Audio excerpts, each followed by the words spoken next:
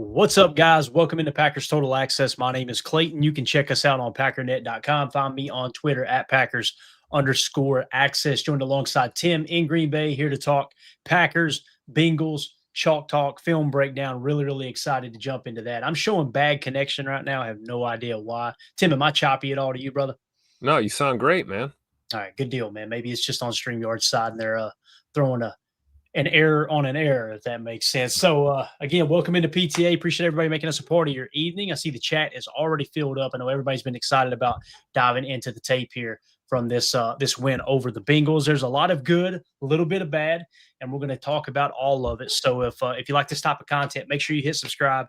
Make sure you hit the bell icon so you're notified every time we do go live. Like earlier today, got in here and talked a little Rashawn Gary trade rumor talk. Hopefully that doesn't come to fruition, but there's a little bit of rumblings going on around the league. But before we get into Chalk Talk, Tim, let's jump into the injury report. We got our first injury report. We won't spend a whole lot of time on this. Just want to give everybody an update as this released earlier today. Let's just run through it here real quick, rapid fire. Aaron Banks, limited. Anthony Belton back at practice. He was limited with the ankle. Full participation for Warren Brinson and Javon Bullard, along with Matthew Golden, who had a shoulder evidently. Josh Jacobs limited with an illness. I think that's just carrying over from the other day. Obviously, he played sick, so we're good to go there.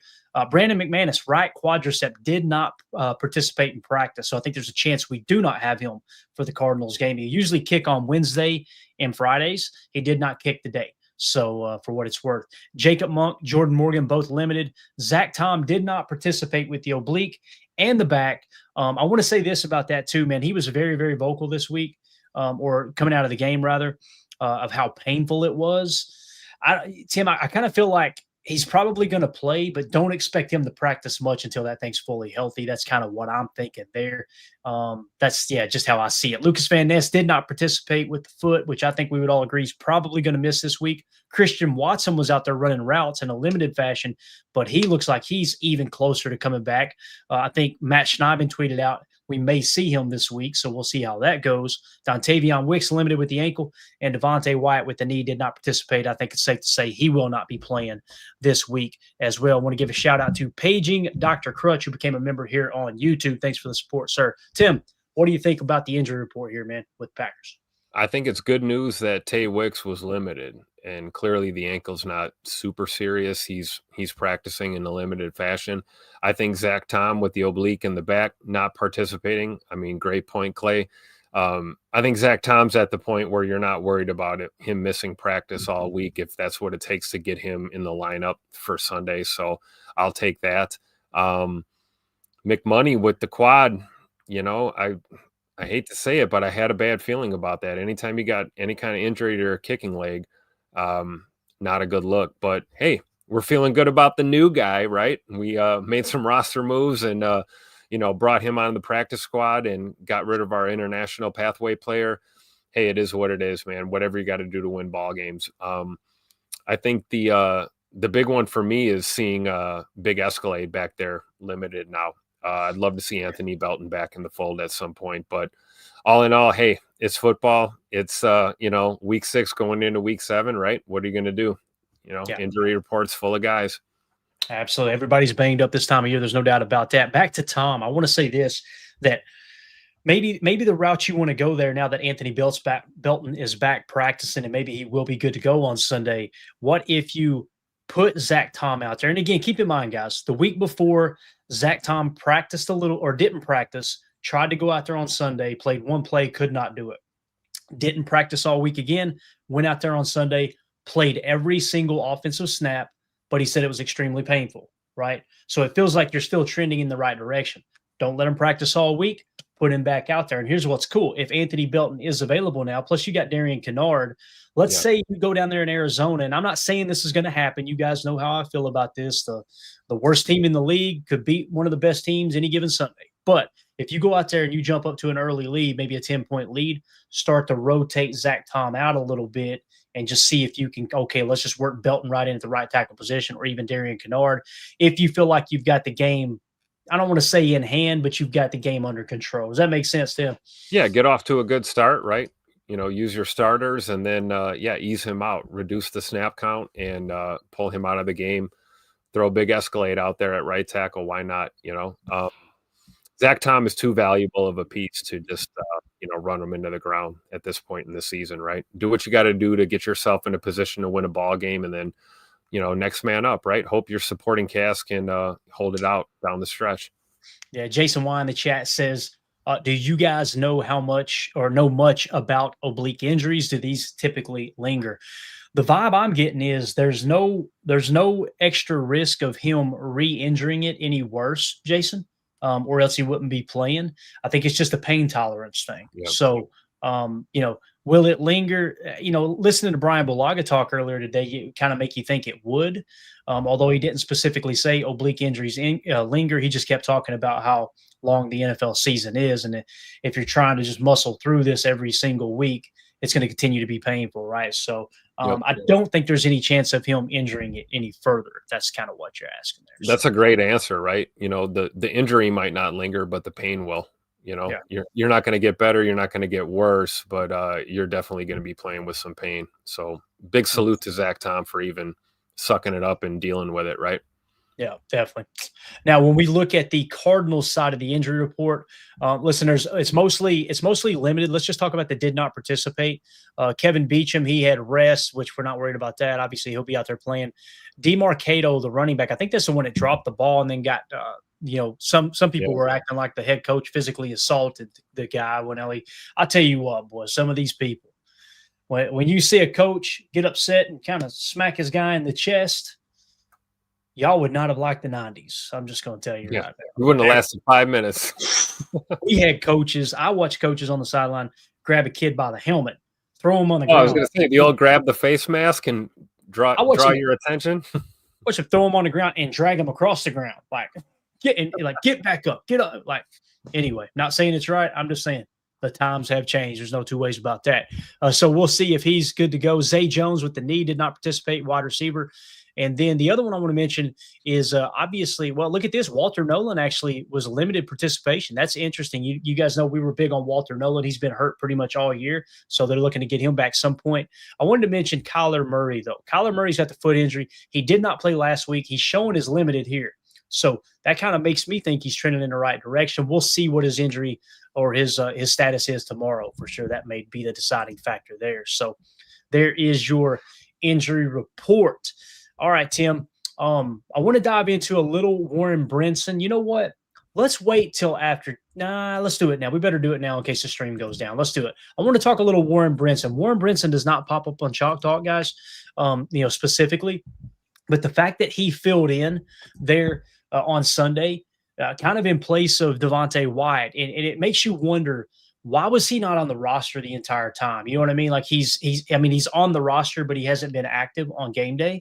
And I think the answer to that is he's truly a 3-tech. They don't see him as a nose, and they thought Nazir Stackhouse has got that unique body type and play that, hey, we'll have him play nose, so he'll be activated.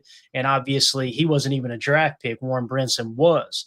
So now that Wyatt goes down, they activate Brinson, and Brinson, Tim, he got 21 snaps with a PFF grade of 84.8, pass rush grade 80.6. I'm telling you, man, I was really, really impressed with Warren Brinson. I'm going to show a couple of clips here. I probably should have set this up different, but I'm just going to show a couple clips. We're going to be quick with it. Here you see on the left here, this is Warren Brinson playing the 3-tech. That's Devontae Wyatt's spot. Let's watch him roll here. Look at him winning his one-on-one, getting under, getting pressure. That was one of 2 pressures for Warren Brinson, okay? So there's one of 2 pressures, and he's coming out of the 3-tech. On the very next play, not the very next play, but the play we're going to show, now he's in a 4-tech, Tim, so he's lined up head up on the tackle, right? And you'll see here, he throws a little spin move. He's free to the quarterback. I don't know why he hesitated the way he did, but you'll see he still gets the pressure. So long story short, I just wanted to briefly mention Brinson because we're not going to talk about him on Chalk Talk. I wanted to mention that, Tim, because he has a 12.5% pressure rate on those 21 snaps, which is really, really impressive. Like to come out your very first game and be able to get that kind of pressure on the quarterback, I think it's awesome. I'm really looking forward to seeing what he does moving forward with his opportunities, because I think it's safe to say, Tim, we're going to be without Devontae Wyatt at least one more game, possibly 2 games, including Arizona. Yeah, and it seems like Warren Brinson is the answer if you don't want to trade Rashawn, or you don't want to trade Rome, or you don't want to, you know, trade for, somebody on that D line at this point. You trust Warren Brinson to maybe go out there, give him, higher snap counts, let him go out, throw him into the fire, right? We've thrown guys into the fire in their rookie year before, and they've responded. And I think Brinson looks like one of those guys that's right on the cusp of like really, really having a breakout performance. You see him there. That last play you show where he hit the spin move, it looked like a hesitation. I wonder if he thought that running back was going to block him or chip him. Yeah. He had no idea he was running her out, and all of a sudden there was that wide open space. You see this with rookies a lot. They're grasping the concepts. They're learning the techniques that the coaches are stressing, and then over time you see them start to translate it to the game. And I think the more snaps you give a guy like Brinson, the better off he's going to be. And with Heavy D out of the lineup for at least another week or two, this might be the opportune time to go ahead and let him go out there and cook and see what we can do. Yeah, I completely agree. Deadfish, this is what I thought too. Deadfish says when he done the spin move, he got a little dizzy. It kind of looked like that, like he was disoriented. Yeah. Like it's almost like he didn't plan it and wasn't prepared for the spin move. Yeah. And then when he got, or it's almost like he doesn't even know how fast he is. Exactly. By the time he spun around, he was dizzy. Exactly, man. So again, Warren Brinson, I think he's shown a lot of promise. And it's only one game. We got to be completely honest with that. But I think moving forward, we're going to get a little bit better idea this Sunday. That's for sure, right? Yep. If he does get some more snaps. So I just thought it was impressive, and it said a lot about how the coaching staff felt about him, the fact that he got 21 snaps, because I thought he would not get that many. For whatever reason, they said, hey, we like our matchup. Let's throw him out there. And he seemed to play pretty well. Everybody in the chat, let me know if the stream is okay. I'm getting all kinds of notifications that the signal is bad. Just make sure to say, yeah, it looks good, whatever. I just want to make sure that you guys have got a decent quality feed here, because we're going to do it. We're going to jump into Chalk Talk right now. Tim, is there anything at the forefront of your mind before we break down Chalk Talk, maybe that stood out to you, maybe something you're looking for in some of these clips, anything at all you want to hit on before we dive in, man? Bend but don't break. Gotta love our defense. Can't wait to see the defense down the stretch. That's on the forefront of my mind for sure. Yeah, absolutely. All right. So thank you guys for confirming that in the chat that the stream is good. All right, Tim, let's jump into it, man. We've got 14 plays. And again, the Packers defeated the Cincinnati Bengals 27-18. We won the middle eight. Green Bay won the middle eight, 7-0. We lost the turnover battle 1-0. Okay. So that's how that shook out. Now it is worth mentioning, the one turnover we had happened on their side of the field, so that really kind of negates the impact or the penalty you receive when you turn the ball over. So I think that's why we looked up and said it didn't impact the game as much as normally a turnover would. Although it was still, on the surface, it was a bad decision. I think it's actually the play we're going to start with here, Tim, which is kind of funny. I think we're going to start with the Jordan Love interception right out of the gate. Let's get one of the negatives out of the way. But when I watched it in real time, I thought, what a horrible decision by Jordan Love, right? Like I thought, you can't do that. You're on their 19-yard line. Throw that thing away. And listen, that still applies here, right? You still should have thrown the ball away. But I'm going to show you something that happens on this play that I think it kind of really threw everything in the flux for Jordan Love right out of the gate here, okay? So let's start first quarter, 8:51 left. It's 0-0, 3rd and 5 play at Cincinnati's 19-yard line. This is the Jordan Love interception. So here is the play call, Tim. We come out in 11 gun nasty, trips left, WTHK, Y slant, T will. Ask me what that WTHK means, Tim. Just ask me. Just say, what do you think? What does that mean, Clayton? What do you think WTHK means besides call letters for a radio station? What does that mean? It means who the hell knows what this play was. Okay, that's what it stands for. I'm going to explain why. So again, let's highlight what we're talking about here. One running back, one tight end. It's a nub right, which equals trips left, 3 wide receivers to the left side of the formation. Who the hell knows? Because on this cluster up here, somebody screwed up. These 3 guys up here, somebody screwed up on their route. You'll see what I'm talking about as soon as we run it. So that's the WTHK aspect of this play. Who the hell knows? And then we got a Y slant. So you're going to see Tucker get out here a little shake and run a slant route. And then you're going to have the T run a wheel route. Okay, so again, 11 gun nasty trips left. I honestly thought it was supposed to be a curl flat, and Romeo Doubs might not have ran the right route, or maybe he realized Dontavion Wicks got too much depth on his route. But what you're essentially going to see up top in a makeshift pattern here is you're going to see Wicks chip and then try to go underneath, but he stays a little bit up here, a little too close up here. Dobbs is going to kind of sit down in the same spot, and you're going to see Matthew Golden try to work through that area and sit down right behind him.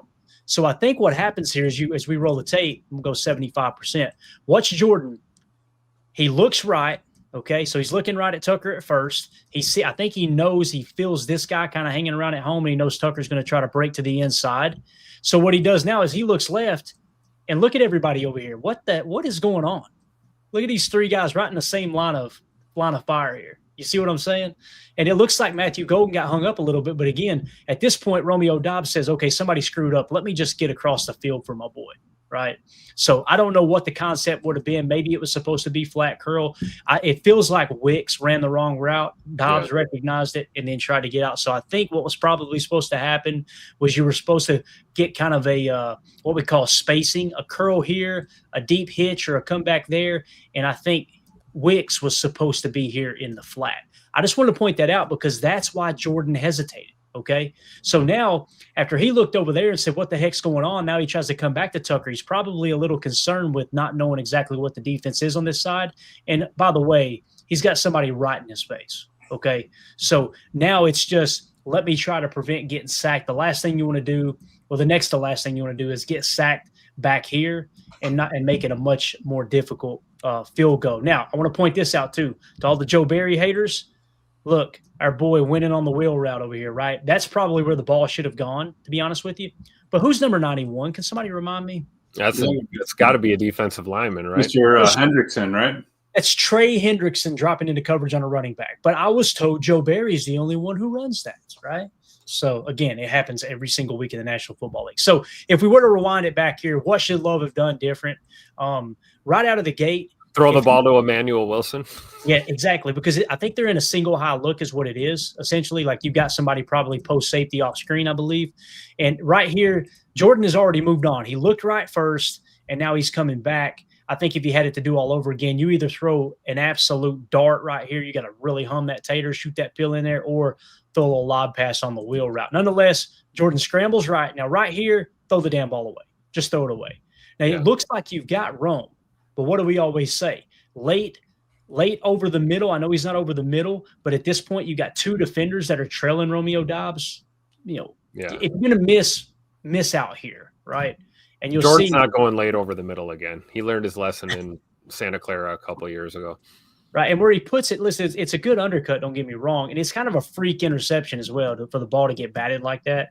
But nonetheless, you've got to you just got to kind of take it for what it is. It's just outside your well.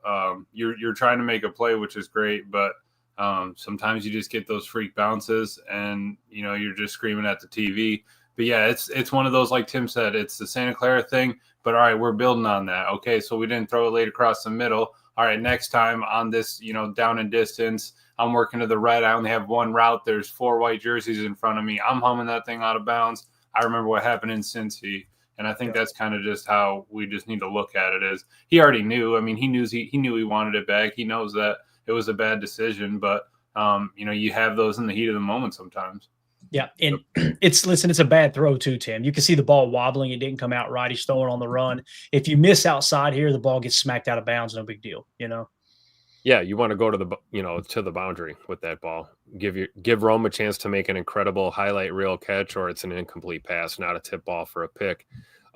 It is kind of ironic because we see Jay Money rolling to his left, throwing right-handed and hitting Matthew Golden in stride, no problem. But rolling to his right in a situation like this, the other thing you see there, we watched that a few times on loop. I mean, a lot of ball padding there. A lot of this, and linebackers and DBs are not fooled by that in the NFL. They knew what was happening there. They had 2 guys in the area, and you'd like to see a better decision, but we've seen worse, and I'm sure we'll see better.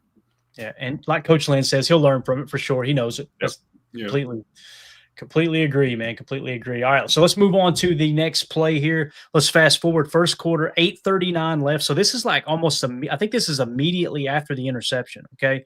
It's still 0-0, first and 10 from their own 36-yard line. That's why this one didn't hurt as bad, this interception, because it happened on their side of the field, right? And so like a deep. punt, we ended the drive in the punt. Didn't love it, but. Exactly. Yeah, defense answered the bell for sure. Yeah. So first and 10, they're on 36. This is Bullard's tackle for a loss. The play call was nickel 4-2-5 over shell. Okay, so they're playing an over front, which if you guys are wondering what that means, with an over front, it means strong side of the formation. You're going to be playing a either nose or a one tech on the weak side, and a 3 to a 4 tech on the strong side. So again, you're playing over the strong side of the formation, if that makes sense. If it was the opposite, you would say it's under the strong side of the formation. That's why it's called over. So over shell, what does shell mean? Pre-snap, you're showing a shell look, two safeties on the shelf, right? But you'll notice before the ball snapped, now we got 29 spur. So you'll see Xavier McKinney move into the box. Right here, when they go to the condensed splits, he resets the edge, tells Mike to kick inside. All right, now they do the cheat motion with Jamar Chase, going to be an end around. And let's just take a second and appreciate our boy Javon Bullard and Quay Walker.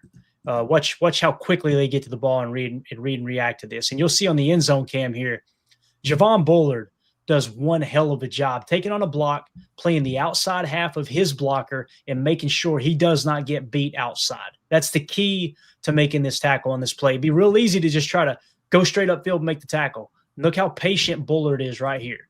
Notice he's spotting the outside half of the guy blocking him, and he's going to try to attack or tackle the outside half of the ball carrier as he rolls through. Right there. Bang. Great job by Bullard, man. He had a hell of a game, I think, guys. And Great again, job by Quay not hesitating, right? We always talked about Quay kind of hesitating in these situations. He fired, and you see Bullard able to get off his block and make a play on the ball because Quay is playing lights out to the ball carrier right here. Yeah, definitely. I think I really do. Like you said, Clay, Bull had a great game. I love Bull, man. I think he really does play great inside, 5-7 yards. I think we're working on the coverage, but you see exactly why he was a thumper from college. He can get up into the dude's grill. He's kind of peeking and looking like our D-line does. Shake him. Yossi Vosh, right? The dude from Princeton, you got to go, man. I got to get to the ball. And I just love that mentality. They run their jet sweep, got to get it to their playmaker, and you just shut it down. Yeah, I love Gary here too. Watch Gary takes a little peek inside to make sure Chase doesn't cut it back. And then look at Gary get upfield. He knows if he cuts the corner, I'm going to be there, right? Yep. Kind of unselfish play there. Control your gap and then get back. Right? Yeah, you're right. He very easily you can cut that up, and because you run game there. Did you see their new celebration, by the way? Did y'all catch that just now? You may have already seen it before. Watch Bull and Evan Williams when Bullard gets up. Throwing up the bull horns. Watch Evan. See? I think that's what they're doing for Bull. Love it. Yeah, I love it. Take note of that. He's such a good tackler, man. Dude, wrapping up. That play's a great example, right? If he figures out the coverage aspect, Tim, he's going to be a hell of a football player. It's just the only thing that's missing right now. And listen, I don't want to, what's the word I'm trying to use? Undermine it. No, I don't want to misspeak in the fact of saying, I know he's okay at coverage. It's pretty bad. You know what I mean? I don't want to undersell it. I think is what I'm trying to say. It's pretty bad in coverage, but boy, he's as good as any slot corner at playing the run. And that's very, very valuable. Again, when you look up and you're in the NFL too, right? He's only in year 2. Mm-hmm. There's plenty of time. When you look up and you got arguably the best run defense in the league, you got to start looking around and go, okay, who's responsible for this? He's definitely one of those cats that's responsible for the run defense being so good. All right, let's move it along here. Next play, first quarter, 3:15 left, still 0-0, second and 9 play from their own 36-yard line. This is Jordan Love to Matthew Golden for 20 yards. This is going to set up a field goal. Here is the play call: 11 pistol, dub nasty dagger, 14 T swing. All right, so we did a little combo call here. Pistol is when the running back is directly behind the quarterback in that shallow gun set. All right, dub nasty is real simple. You got one, or you're starting off actually with the trips right look, but they're going to cheat motion over and settle in at dub. Okay, what's dub? 1, 2, 1, 2. It's a 2x2 set. So dub nasty means everybody is inside the numbers on their splits. That's a nasty split. Let's talk about the passing concept. Once Heath gets settled in over here, they're going to run dagger. Okay. So what that means is one's going deep and the other is going to run a dig. All right. That's your dagger concept. The one, it's actually a kind of a switch concept. I think they switch places here, but nonetheless, you're attacking the middle of the field while stretching the field vertically. Then you got 14, which is essentially a flat curl out here. So what you're going to have is this guy, I think that's Matthew Golden, is going to run a curl. And then you're going to have our boy Tucker Kraft get out in the flat. And then you're going to go T-swing left as the dagger's clearing everything out the left side. So again, the play call is 11 pistol, dub nasty, dagger, 14 T-swing. And he is going to find our boy Matthew Golden right here on this curl. Let's watch it unfold. Matthew Golden on the bottom of your screen. You get out there and sit down, hit him quick. Now look at this. This looks like his play's over, Emilio, right? I mean, he's hammed it, right? Done. Look at the speed, the quickness. Now, okay, yeah, you evaded that tackle. Maybe you get 2 or 3 yards. You got a huge defender, defensive lineman dropping into coverage. Might be a linebacker, might be a hybrid, what have you. Watch him throw this move. Whoop. Look at how many bodies is chasing him right now. I mean, this kid, 1, 2, 3, 4, 5. This was a curl route, guys. A curl route. That's what he can do underneath. And we'll show you here in a minute what he can do over the top. So, again, beautiful gain there on first down, 20-yard. 20. You watch that initial catch. It's not exactly 100% clean. He had a little bit of a, not a bobble, but, a little bit of securing that catch. And it didn't matter because his hands are so strong. You got to love it. Absolutely. Completely agree. All right, let's fast forward now. Second quarter, 8:59 left. Green Bay's now leading 3-0. Remember, explosive plays triple your chances of scoring on that drive, right? And what happened on that drive? You had an explosive play by Matthew Golden, a 20-yard catch and run, right? That triples your chances of scoring. Lo and behold, it leads to a field goal. You now lead 3-0. So here we are, second quarter, 8:59 left. Green Bay leads 3-0. 3rd and 2 play from their own 42-yard line. So this is 3rd and 2, guys. 3rd and 2 play, right? And here is the play call on defense. We got nickel 4-2-5, 33 spur. So this time you've got Evan Williams in the box, all right? The call is cover one man, rat 7, okay? So this is essentially a cover one drop. So you've got a single high safety who's playing deep. Everyone else across the board is essentially man coverage, okay? Man. So you got Evan Williams is on the 3. There's the 2, the 1. Everybody's cover one man. And then when we say rat 7, number 7 is going to be the rat defender. It isn't just a drop and cover the middle of the field. What you'll notice is he's going to go as a rat defender and get over here. And it's almost like he's looking for a spot route on that side. Probably some film study that told him to try to take that away. So watch Quay immediately get over. He's just kind of playing that inside bracket on that slant or looking for that spot. Now that guy's forced. That's Jamar Chase. He tried to bracket cover a little bit there, right? So that's him playing the rat defender. Let's take it back now and look to the play side over here.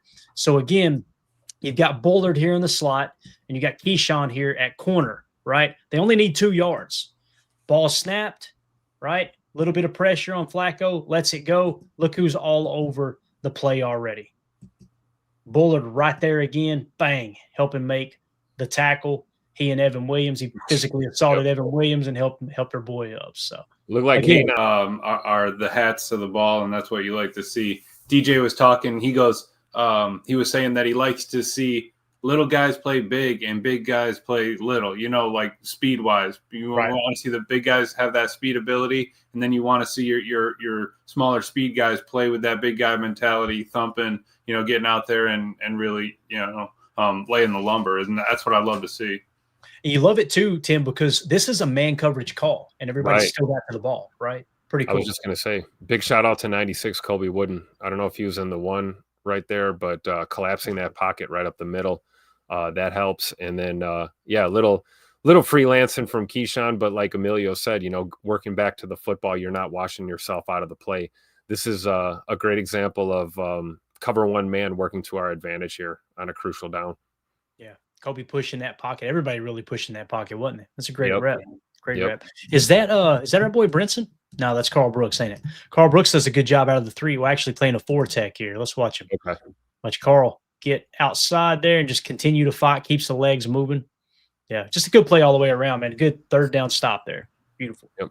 And So. and you love to see a completion, a short completion, and then 3 or 4 or 5 green jerseys in the area immediately. You love it. All right, next play. Second quarter, 5:46 left. Green Bay's leading 3-0. This is a 3rd and 10 play from their own 30-yard line. I repeat, 3rd and 10 play. Emilio in Dallas, 4th down. Needed to play on 4th down. Who did Love go to? It was Golden, right? Agent Zero. He's quickly becoming that go-to guy when the game's on the line. It's really, really cool to see as a rookie. So again, 3rd and 10 from their own 30. This is Love to Golden for 35 yards. Boys, I almost don't want to say anything. I just want you to watch the tape and enjoy the ride, because this is one hell of a throw and catch right here. Here is the play call, though. You got 11 gun, empty chips, tray right, double leak, X-go, slot cross. All right, so remember I was talking about I can see Matthew Golden playing the X. He's playing the X right here. And correct me if I'm wrong, Romeo Dobbs is not on the field right now, right? I think this is Savion, it looks like. Okay, Yep. So guess who's playing the X right now? Boundary X, short side of the field, X, on the line of scrimmage, opposite the tight end. That's your X receiver. It's Matthew Golden. So love to see that coming to fruition. All right, so here's the play call. Empty chips. Notice there's an empty backfield. It's just the quarterback, right? Chips is when you put the running back and the tight end on the line of scrimmage like that, right? And what they're looking to do is exactly what it sounds like. Chip block and then get out. For him, it's going to be a chip and get out on the go, okay? And then for, I think this is Musgrave on this side, he's going to chip and then run a little angle route here, okay? So that's what he's doing. Matthew Golden is just going to stretch the field vertically, all right? And then on the other side, you got the slot cross concept that we always talk about. You're going to get up the field, run a climb route, and then behind it, you've got the backside dig, okay? So, again, the play call is 11 gun, empty chips, tray right, double leak, X-go, slot, cross. Again, just enjoy the show down here. You can't throw this ball any better. You got late hands, perfect catch, sideline awareness, the whole 9 yards from the rookie, and Jordan Love just puts it on him. Look at the speed. Watch him start to separate. Okay, here the ball's on me. Late hands. This next angle is just a thing of beauty. We hit on it earlier in the week, but look at this. Jordan looks right, or let that thing rip. You can't throw it any better, boys. You just can't. You can't. Can you go back to just – thank you. Bring me back one more, Clay. Look at everybody on the field. We got Chris Brooks. You got Fitzpatrick. You've got Savion Williams, Matthew Golden, and what, Malik Heath? Mm-hmm. Call them out again. You got Matthew Golden. Golden. Williams. Yep. You got Malik Heath, Fitzpatrick right there, and then you got Chris Brooks. So it is Fitzpatrick. It wasn't Musgrave. My bad. Where is that ball going? That ball's going to Agent Zero on 3rd down. I mean, that's Jordan looking. I got load right on the defense. I got bump and run on Matthew. I got a safety kind of over the top. But I think I like my odds here outside the numbers. I love that. I love that. It was probably pre-made, before the snap, but you see it. You got to take that matchup.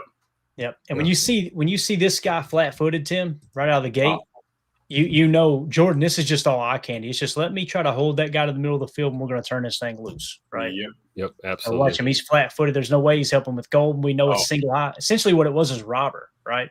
This guy's playing robber. Everybody else is man coverage, essentially. You might have a couple rats here underneath, right? Well, he's in man coverage there. So now, and he's actually man coverage here. So it's cover one robber is what the call is, right? Yep. And look at Jordan already knows. Let me see if Agent Zero can bring this in, man.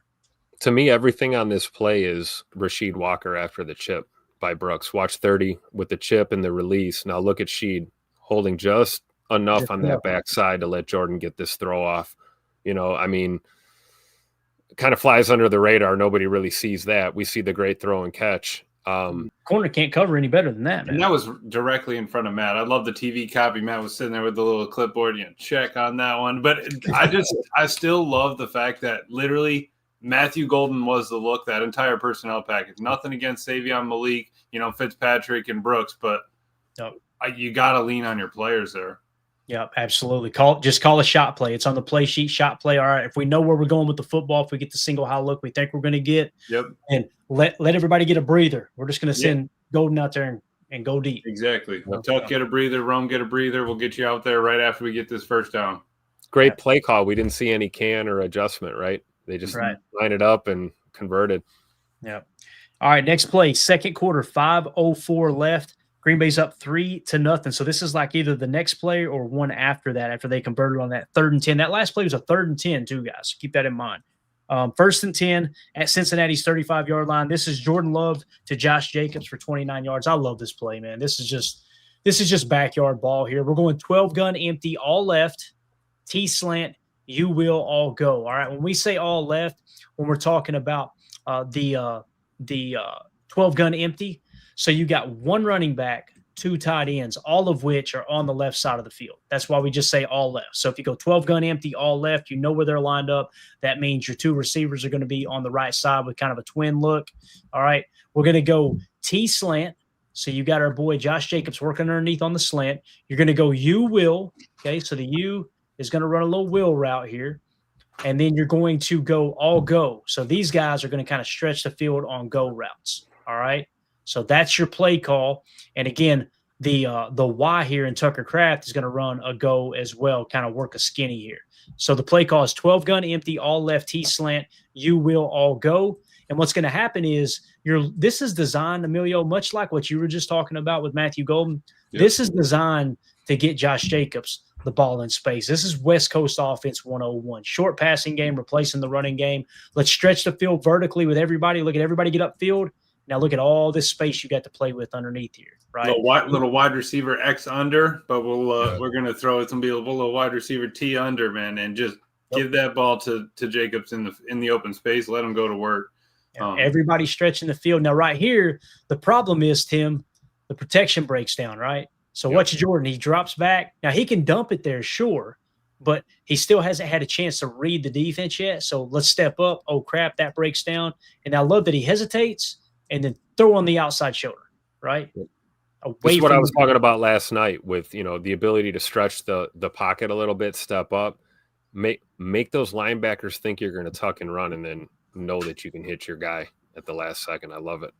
Yeah. Right. And I think it was Matt talking about it in his presser, but they were expecting a little bit more cover 2 man, I believe, cover 2, and they ended up playing a lot more man than they had first expected. So, all right, we can't call those plays. You got to get yourself into different looks.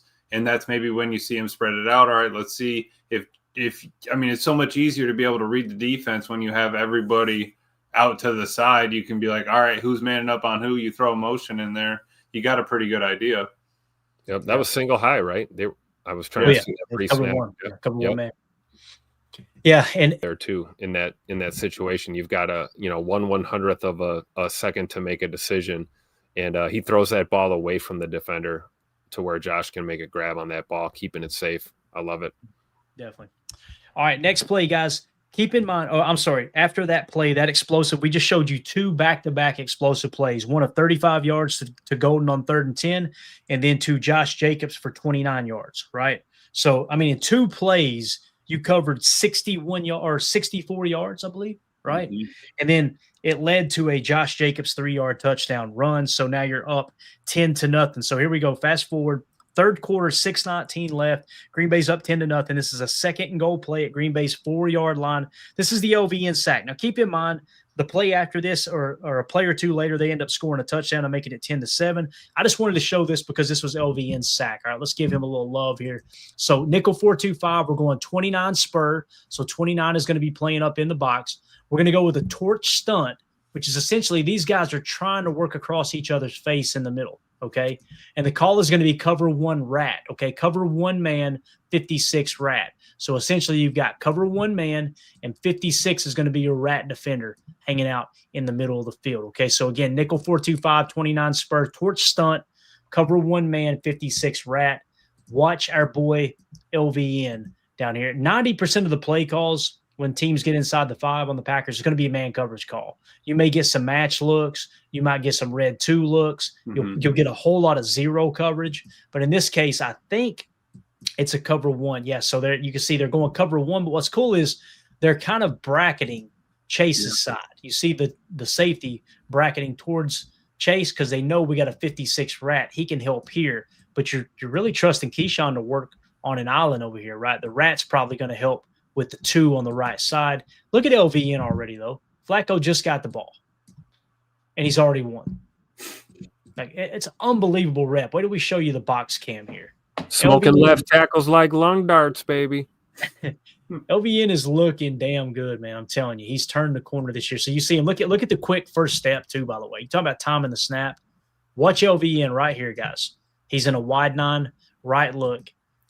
Look how quick he's off the ball. Nobody else has hardly moved. Look at Micah. Micah, one of the fastest off the ball, right? Look at the poor right guard. He hasn't even gotten his hand off the ground. You see the stripe on LVN's helmet there pre-snap too. You know where his eyes are. He's looking right at that football. Yeah. So again, just a great job getting off the ball, speed and dip. See him just go under no rip. Love that he didn't use a rip, because if you get grabbed on that arm, they can hold you with the rip call. Instead, you just got that speed around the edge. We go back just a touch here. It's so hard to get it just right here. Speed, dip, and it's over. Bang. I can't wait to see him back on the football. So quick off the line. It almost looks like he's off sides. Like that's how fast he is. It's just perfectly timed for sure. I honestly think him and like Micah are turning it into a game with each other. Like, all right, like let me see what you can do over there now, LVN. Come on now. Yep.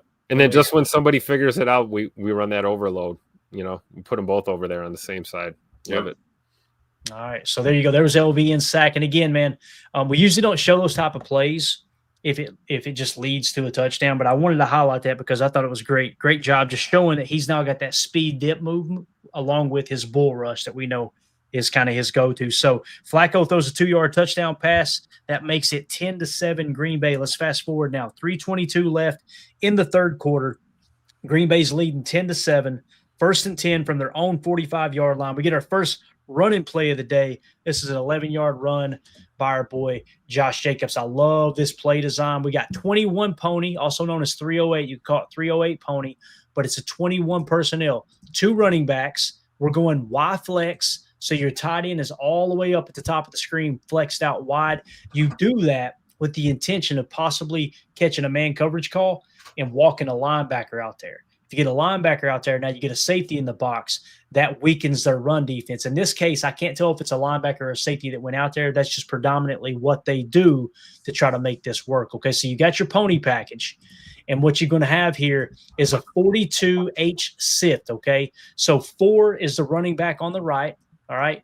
The running back on the left is 2. So we know the ball is going to the running back on the right. Now, some would say this is 42 counter. I could see that as well. I think it's just designed to be a straight run right into the A-gap right. The 4 is the right halfback. The 2 is the gap, which is even numbers to the right, odd numbers to the left. So A-gap right run, and the H-sift, the H-back is Chris Brooks. What's going to happen here, guys, is you're looking to get this lineman up here to the second level. So that allows this guy to come untouched free, right?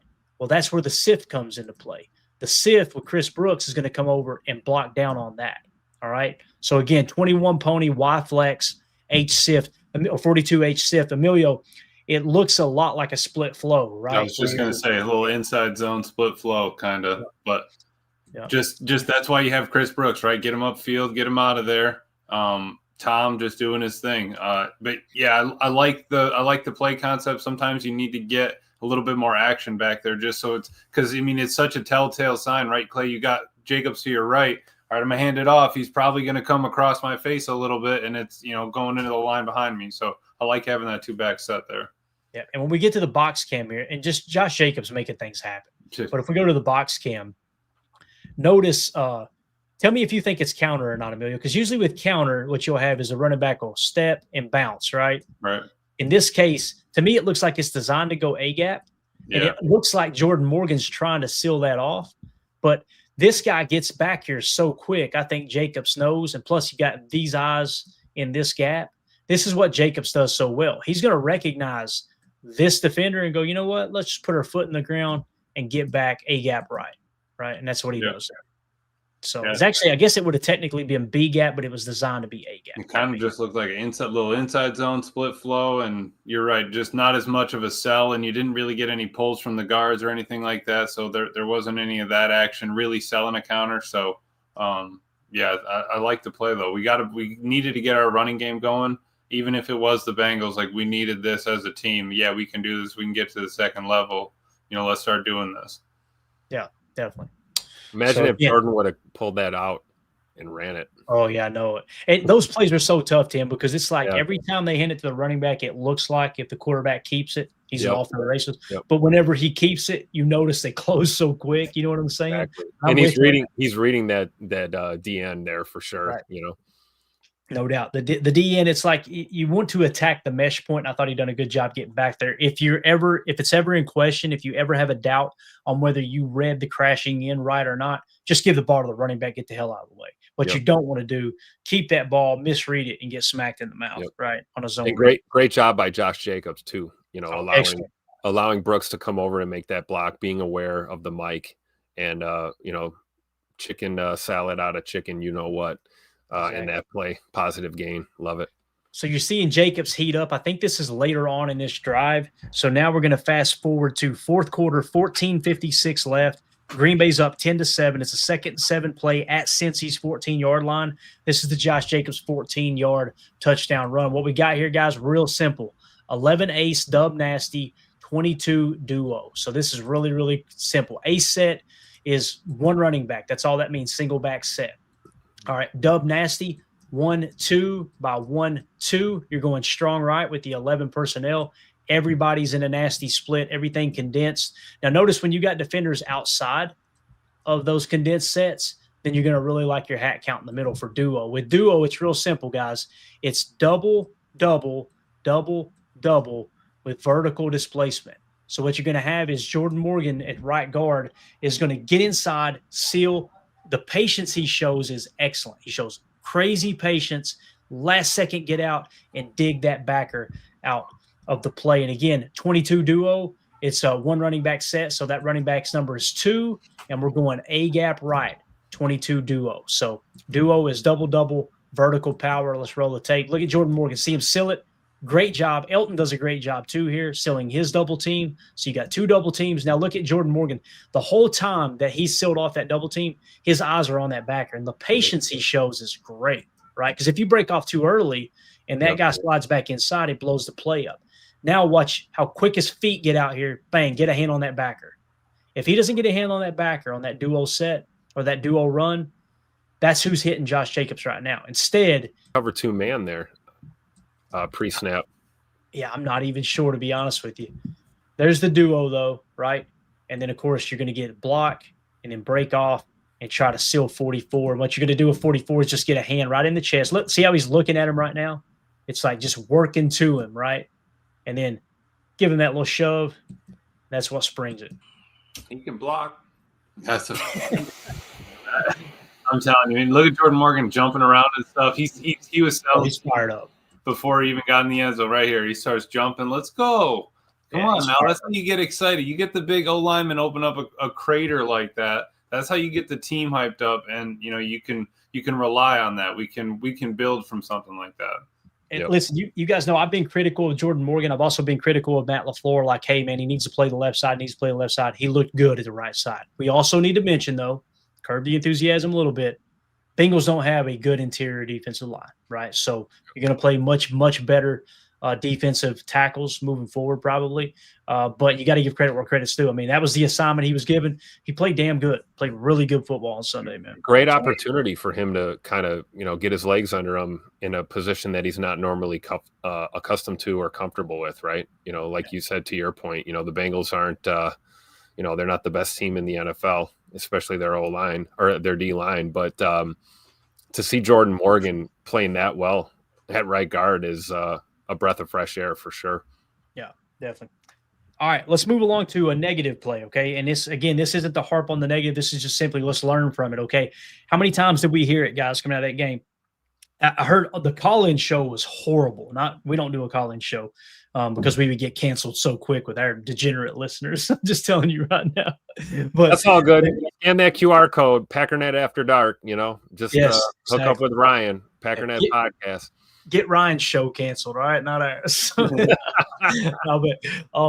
So the thing that you heard was this looked like Joe Barry's defense. They were playing soft all day long, and it's like, can we not play the dink and dunk game? You can, but guys, whatever defense you choose, just understand there's no perfect defense. Whatever defense you call, there's going to be a weak spot of it. Okay. And this particular call here, you guys know, leading up with the game plan, I said with Jamar Chase on the field, I want to see cover 6 looks, right? I want to see more cover 6 looks and try to put the 4 on Jamar Chase's side if possible. Okay. So here you get your first cover 6 look. Now, fourth quarter, 12-16 left. We're up 17-7. It's a 2-score game. Keep everything in front of you. Play cover 6. If you're wondering what cover 6 is, guys, half the field is cover 2. The other half is cover 4. You can play match out of this as well. McKinney has the half side. These guys have the quarter side. Okay. So again, it's 2 plus 4 equals 6, right? That's why it's called a cover 6 defense. That's going to be the call here. Nickel, 4-2-5 shell, 2 on the shelf. Make Joe Flacco immediately pre-snap go, well, we're not going over the top. We got to work underneath, right? Keep everything under control, under contain here. There's going to be 19 yards to Higgins. And remember, somebody asked me the other day what happened with the defense. The adjustment they made in the second half was you're going to have to get to those mid to deep curl routes, right, and work underneath. They attacked the cover 2 side. So you've got cover 4 on Jamar Chase's side of the field, cover 2 with your all-pro safety on the half side. I love the fact that that's how Hafley chose to approach this. Now, they get us for 19 here. Let's explain why, okay? So with the cover 6, you guys know half, quarter, right? Or, half, quarter is what we'll call it. These guys are all going to be playing underneath. They're going to be kind of sitting underneath, right? Everybody's sitting underneath. And you're going to just rush 4 is essentially what you're looking to do here. They may run a stunt. I didn't even mark it, to be honest with you. So here's where they get you at. You're going to see our boy T. Higgins work up and under and just sit. He's going to stretch it vertically enough to get our boy McKinney to commit deep. His goal is you cannot get beat over the top on that half of the field, right? That's his top responsibility. So watch Higgins here. Now they bring Chase over. Now you got a little bit of trouble, right? Because now you've got both receivers on this side, and the call is still cover 6. So you've got 2 receivers that could attack the half side of the field. All right. Instead, Jamar Chase is going to chip. Now look at Higgins. So now you'll see Chase work underneath. You see Hobbs fall back a little bit. To me, this is on our boy. This is Edgerrin Cooper. I feel like this is Edgerrin Cooper's fault. You've got to know right here. Quay's got this under control. Yeah, Hobbs is supposed to be playing backpedaling here. Yep. Hobbs is supposed to be playing underneath, kind of a curl flat look, right? Instead, he's starting to drift back a little bit. But you got to know, man, I got to get depth. I got to go looking for work here. So he kind of gets caught peeking right there, flat-footed. Flacco lets it go. That's how you pick up 9 yards. That makes sense? So, again, there was a little bit of a matchy look on the right side, quarter, half. And Jamar Chase was trying to count, almost like he was a chip and a decoy underneath. But that's how they hit on that.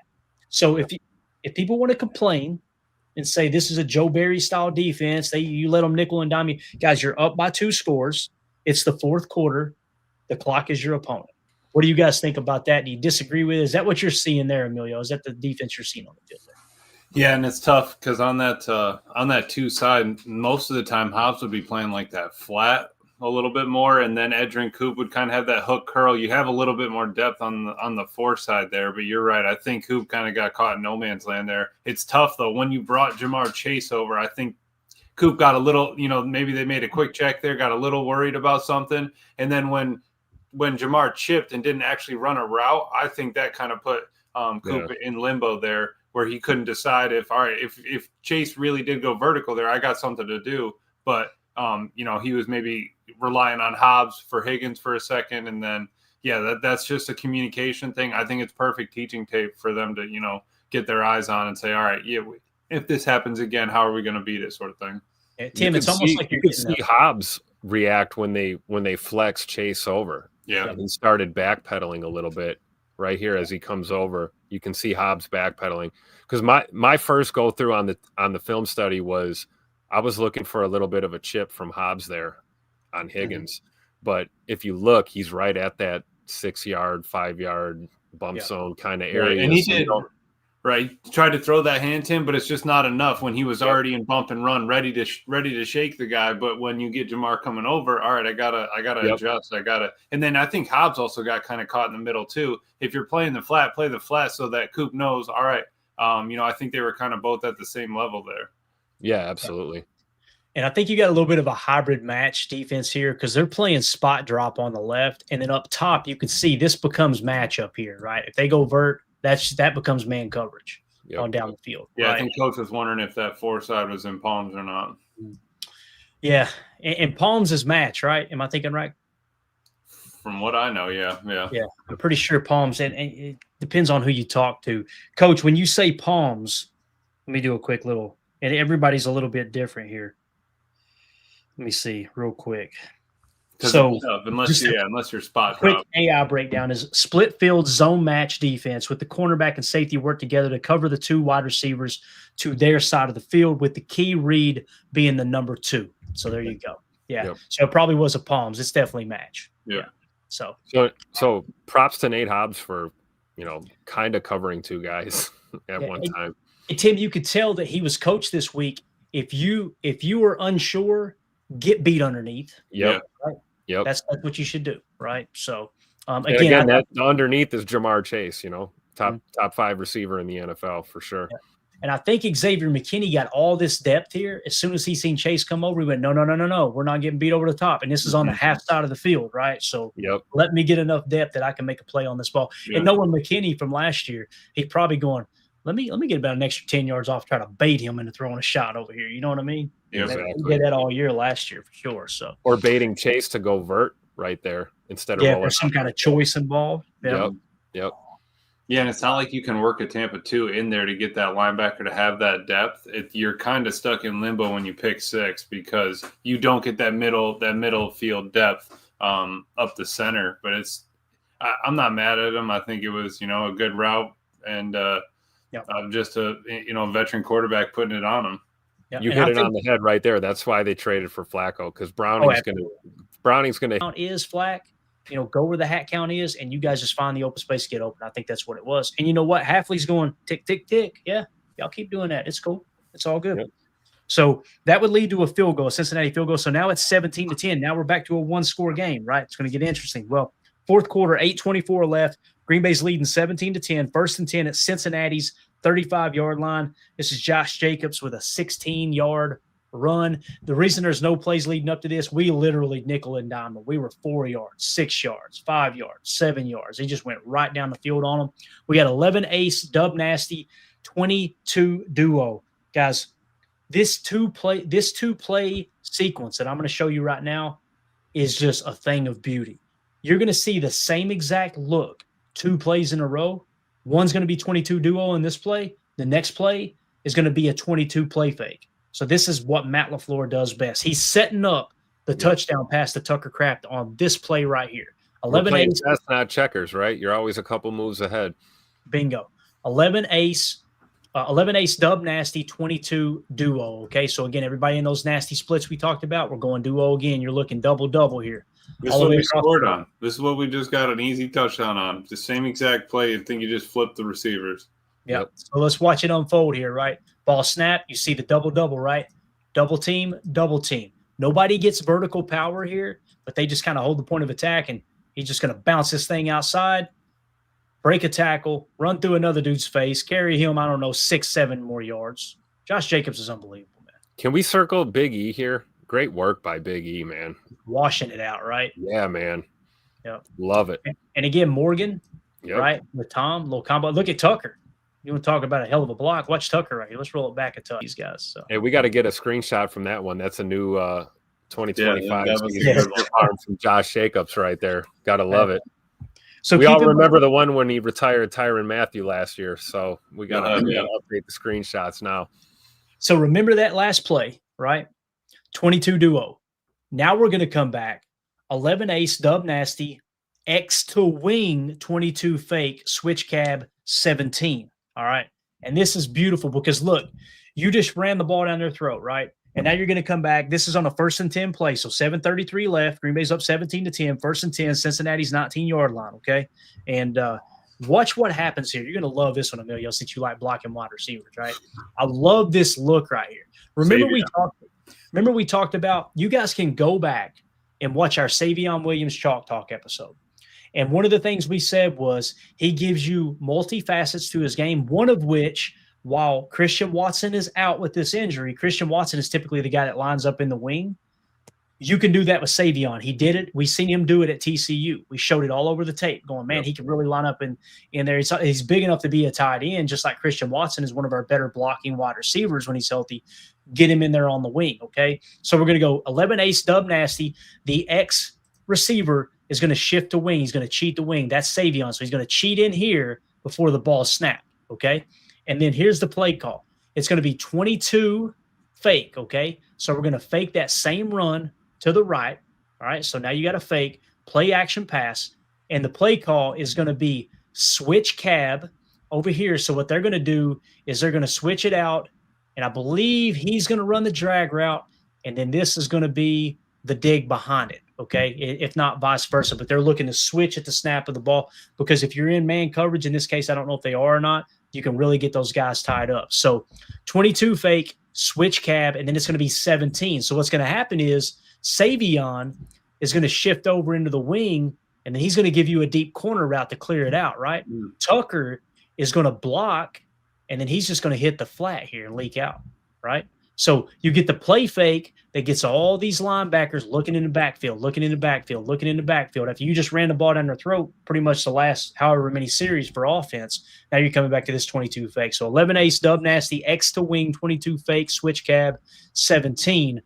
Watch the backers on this play fake, guys. So there you see him shift inside.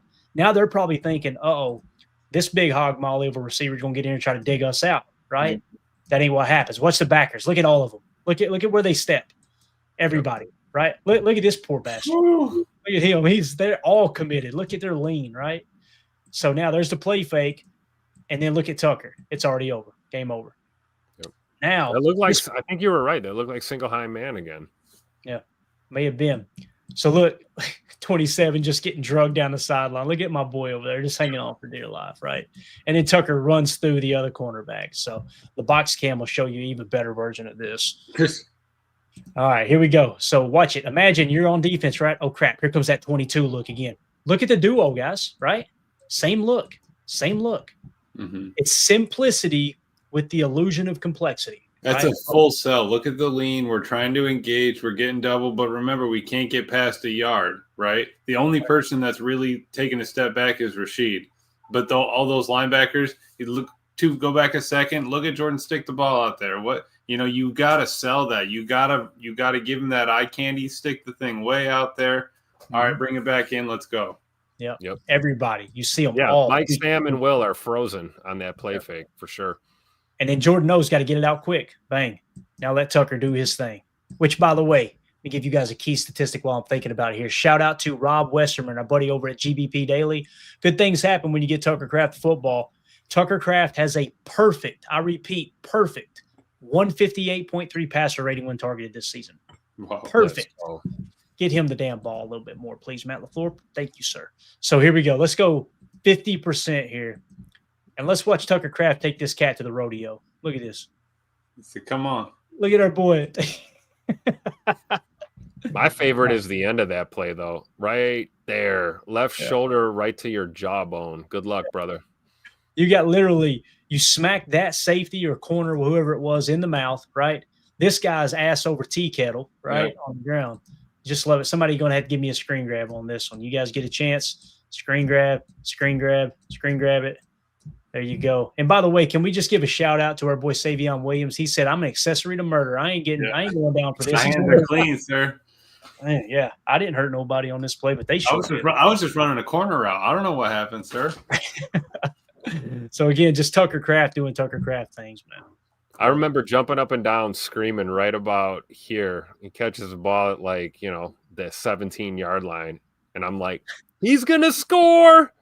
You just absolutely know it. When Tuck Norris gets those wheels turning, good catch, turn upfield. This is a tutter waiting to happen. You just know it. I love somebody in the chat. Who was it said it? J. Cole in the chat said he was spinning like Booker T. Remember the breakdance Booker T would do? Watch this guy at the end, just spinning around. You love to see it. No one wants to wrap up and actually throw their body weight through him. They're just trying to either arm tackle when he's passed or just throw a shoulder to try to stop him. And that's what that's what he said. He goes, "Once I get the ball, I don't think people can tackle me." I love that mentality. You got to keep that. If they can't tackle you, they can't tackle you. Go take it 80 yards. I don't care. Yeah. Wouldn't be the first time Tuck Yeah. took it upfield with a DB hanging off his waist, right? Mm-hmm. All right, we got 2 plays left, guys. We got a negative play and a positive play. Positive play is unbelievable, by the way. Positive. Good news, bad news?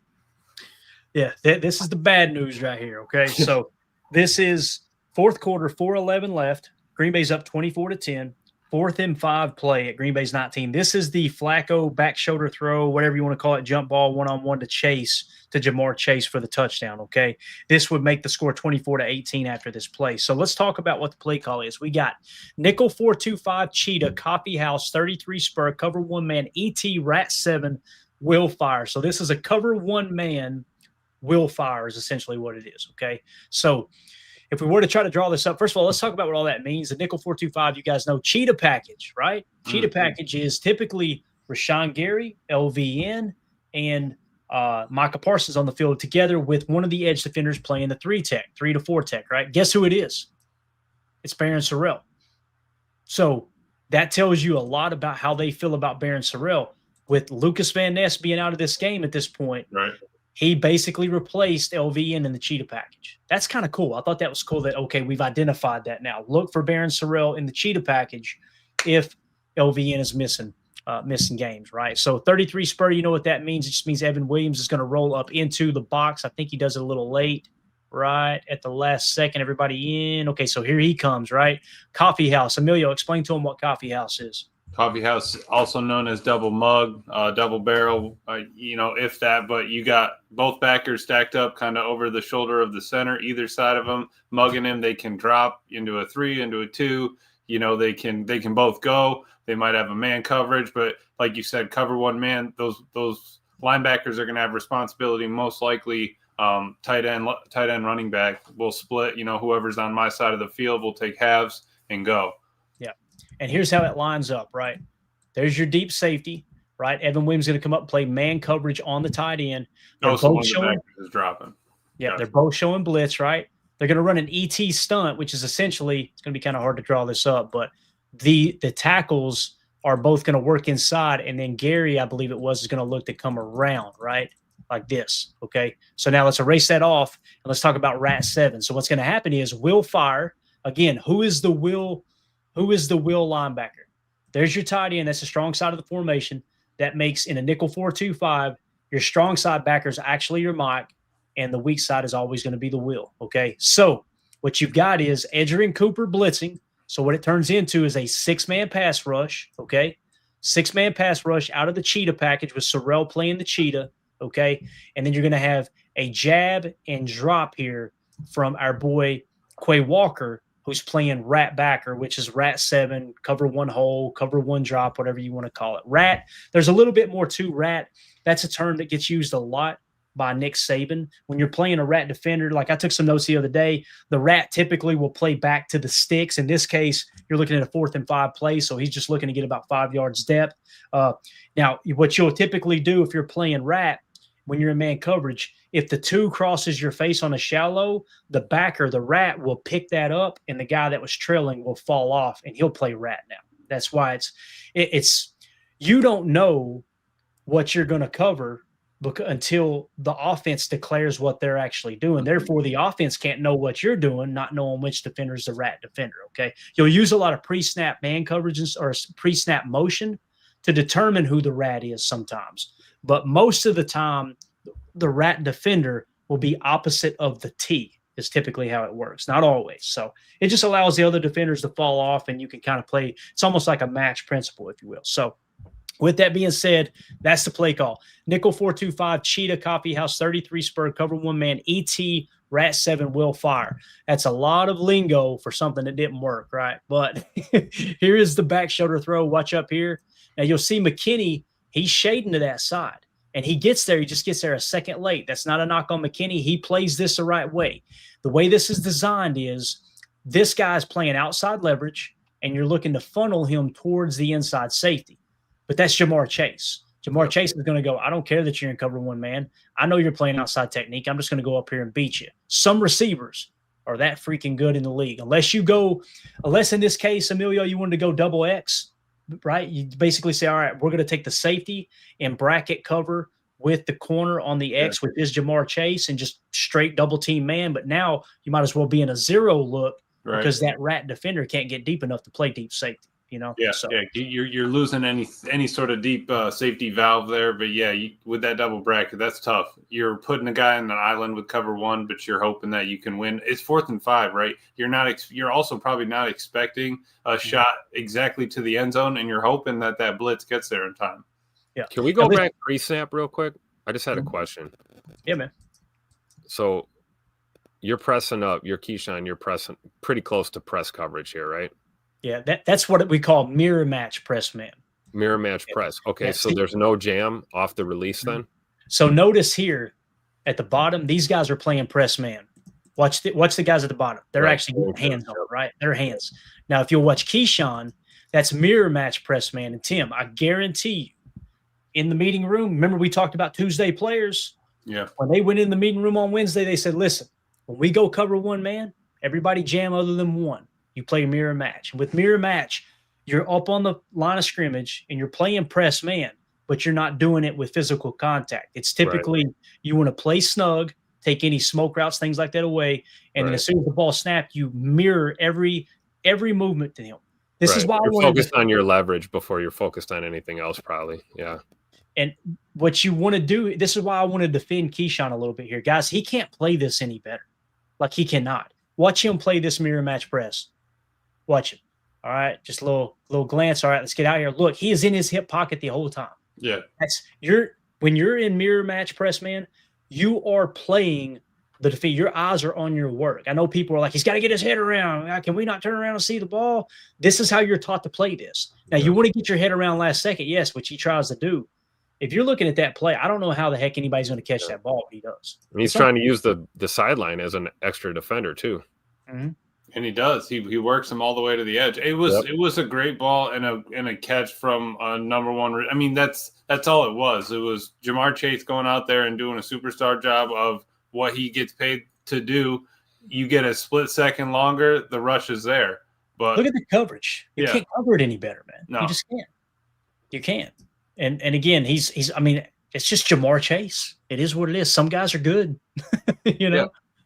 And McKinney gets there pretty. I wouldn't expect Kenny to get there as quick as he did, because Kenny's got to play it, or McKinney has got to play it like if he runs a little, if he shows a non-fade and then shakes inside, and you've already committed outside, he's running butt naked through the trailer. Right? Yeah. What if he was baiting you and ran a post or something? Then you're cooked.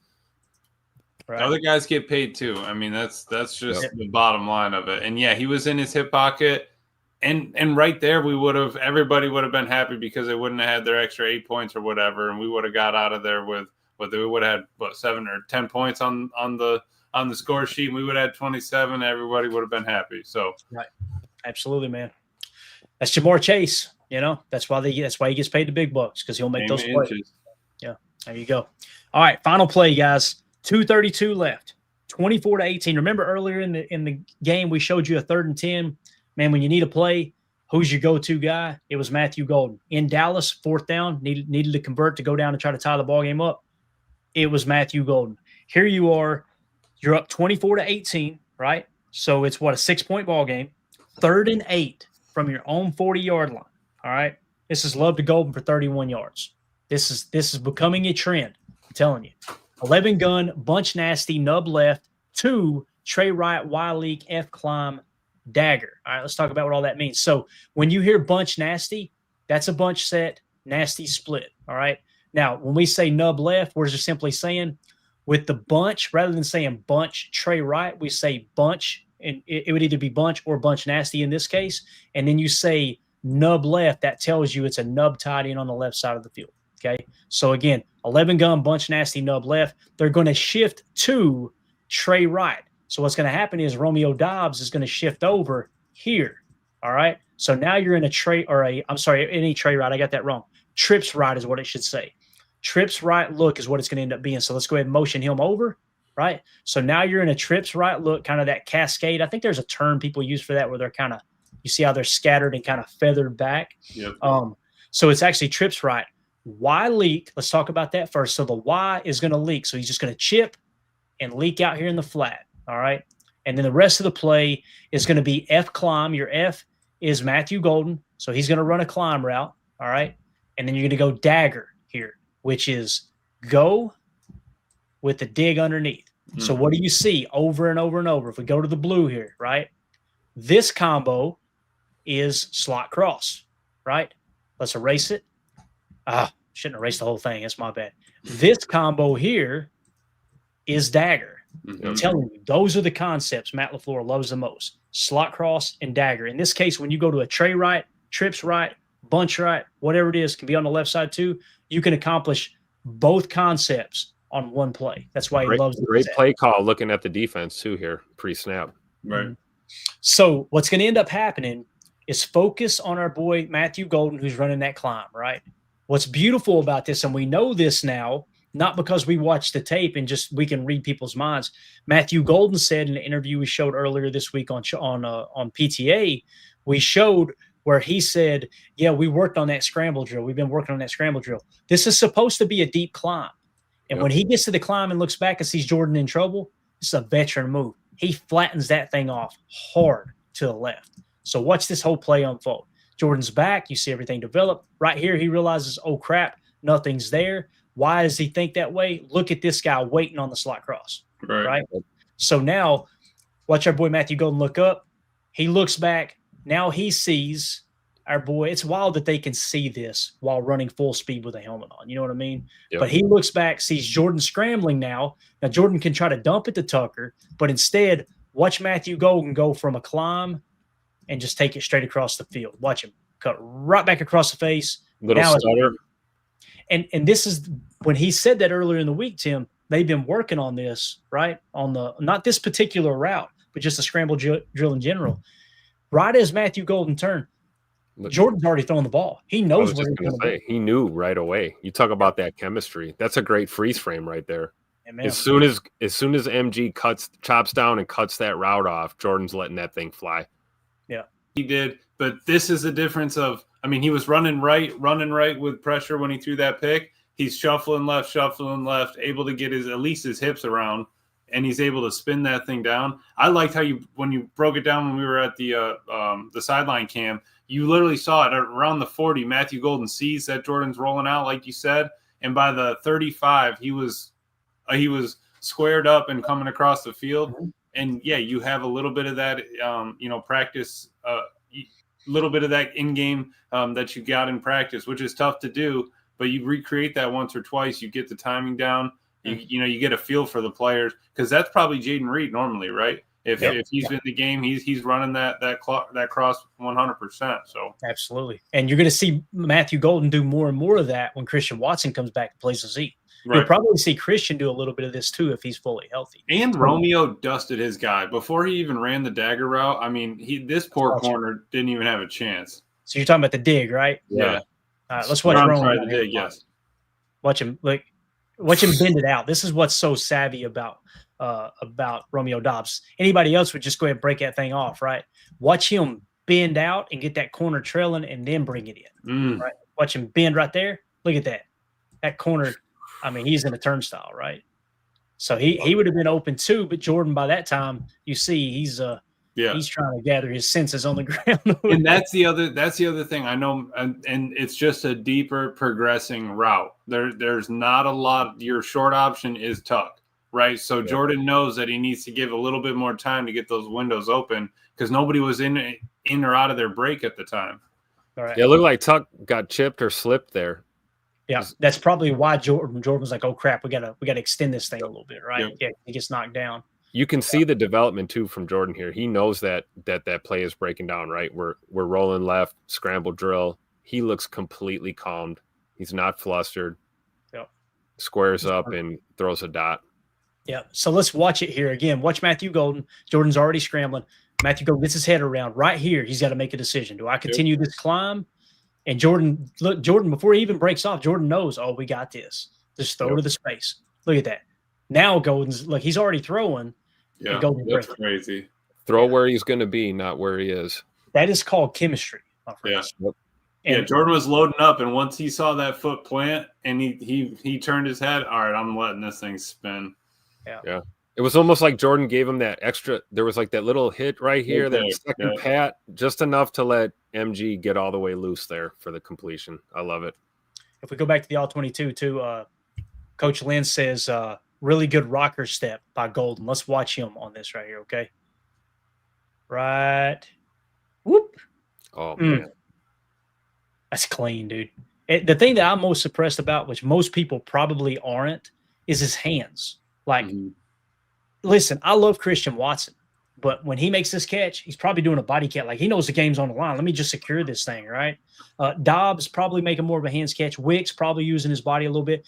But Golden, there's no – like, he has so much confidence in his hands. Watch Golden snatch this thing. Let's go 50%. Watch Golden just snatch this thing out of the air, man. Look at that spiral. It was like I'm catching it from the jugs machine. Thank you. Real quick. All right, toss it to the coach. Next one. Yeah, so true, man. So, again, I love Romeo Dobbs. I hope he's a Packer for the foreseeable future.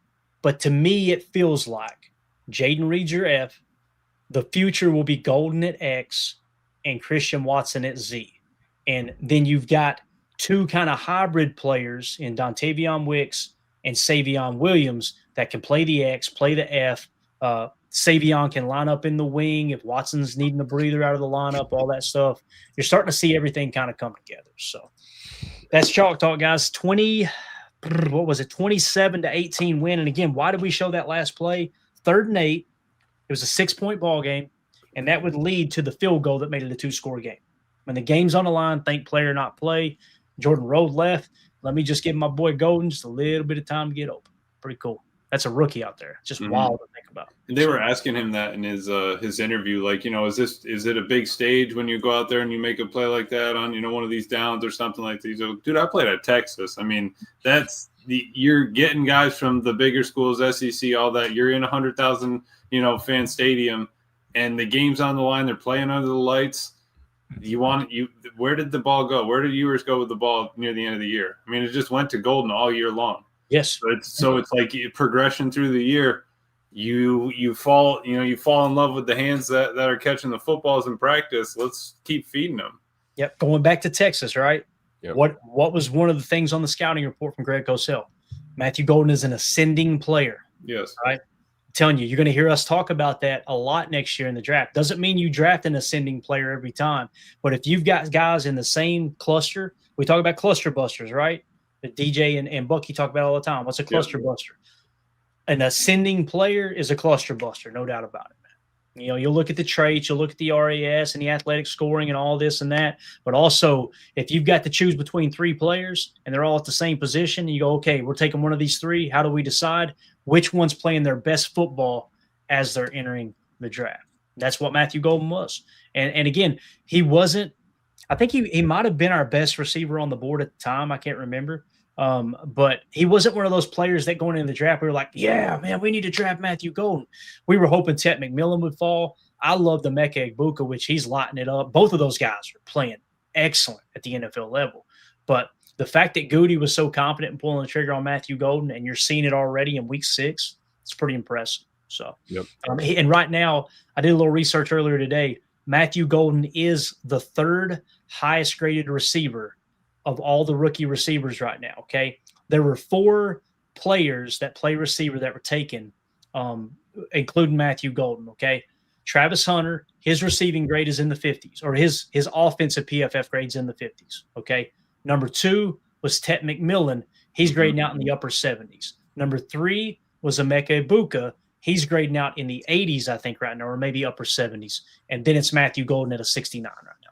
So it's falling right into place. Now, listen, there's some other studs later on, don't get me wrong, that are grading out great. But when it comes to those first-round receivers, we seem to have our finger on the pulse pretty good there, man. And this is the first week. Then on Move the Sticks, Clay, they have with DJ Buck and I think it's Rhett, they do a rookie draft where they pick a running back, tight end, and a wide receiver each week. They get points based on how they do and all that. This is the first week they picked Matthew Golden. DJ picked, he said, I'm going to pick my number 1 receiver in the draft, Matthew Golden. He's, 3rd game with 30-yard catch, all that stuff. Breakout game. I think that it's coming, man. It is. Yeah. And again, this doesn't mean that you need to lock onto him, right, and force the ball to him. Right, exactly. What you're doing, man. It's just nice to know you got another receiver you can throw out there. You trust Romeo Dobbs. Jordan trusts Romeo Dobbs with his life, right? A little too much, a little too at fault, like you've seen on that one throw. He just thought, that's Romeo. I'm going to give him a shot. He gets tipped and picked off. Wasn't Romeo's fault, just a good defensive play and a bad decision, right? So, yeah, really, really cool. So, Fishy Thing says YouTube's being weird, so the stream might have gone down for a minute. But we're done anyway. I'm going to edit this video out, so if you guys are watching this later, you'll probably be watching the edited version. If you guys go and watch the live stream and you're at the end and go, wait, they were talking about Chalk Talk and it wasn't in there. It's probably because YouTube edited those out and we did it in a separate video. So just know you can find it. We've got a playlist created, Green Bay Packers, 2025 Green Bay Packers, what is it called, game tape or film breakdown or something like that. If you go to the playlist section of the channel, you'll find them all grouped right there for your convenience. So that's it. We're out of here. Anything else, boys? Real quick, operationhorsesheal.org. How can I help? Make sure you guys donate all month long for your chance to win that Romeo Dobbs jersey, signed Romeo Dobbs jersey. Speaking of Rome. Right on cue, Emilio. You guys can scan that QR code in the upper right. It'll take you right there, operationhorsesheal.org/how-can-I-help. Any little bit helps, absolutely. And each donation gets you entered into that contest to win that jersey at the end of the month here. We've got a lot of donations rolling in, getting closer to that goal. We are trying to help the cause right now with Operation Horses Heal and, give them an opportunity to get a horse trailer and a truck to bring these equine therapy, horses to these events to help veterans directly. Absolutely. Yeah, definitely. So love what they're doing over there. And just want to say thank you to everybody who's already donated. You guys are awesome. And again, if you're sitting there going, man, I'd be embarrassed by how little I could donate. I'm telling you, man, there's no amount too small to help someone else out. I'll say this. I don't know if it's preachy or not. For the longest time, I didn't understand the power of giving. And when I figured that out in my life, everything just kind of fell into place. When you start to realize, hey, maybe we're all stuck here together to help each other out a little bit. It's amazing how I was told once by a wise man that you can't outgive God. And I'm telling you right now, it's so true, man. It's impossible. So again, just focus on helping other people, whether it's this that you would get excited about or something else, right? Yep. Just make sure that we're doing everything we can to help each other out. And like I said, the veterans, thank you to anyone who's hearing my voice that served our country and continues to make us the greatest country on the planet and allow us to be a free nation where we can get on here and talk about a silly little game of football. So appreciate you, boys. We'll be back tomorrow night, 6 p.m. Central for PTA Live, and we're going to start to dive into the PFF preview for the Arizona Cardinals game coming up. We'll have another injury report update. We'll give you all that. We'll give you the PFF preview, and then I'll go ahead and start to construct what we call the game plan that you can find in our Patreon group, patreon.com/Packer Fan Total Access. $3 get you access to the entire site, including the game plan and everything in between. Access to our draft board from last year, where we're going to be upgrading the PFF grades again here in week 8 to kind of give you an idea of where we rank the rookies, how they're looking throughout the season. You can sort the column by the PFF grades so you can really see where were these guys drafted and how well are they playing this year. All that you get over at PFF or over at our Patreon group, and also get you entered into the giveaway. We're going to be giving away an autographed Javon Bullard rookie card this week, immediately following the post-game show. So appreciate everybody. Everybody have a wonderful evening. As always, let's go out and be the change we want to see in the world, and go Pack Go. Here we go. We're out. Bye, guys.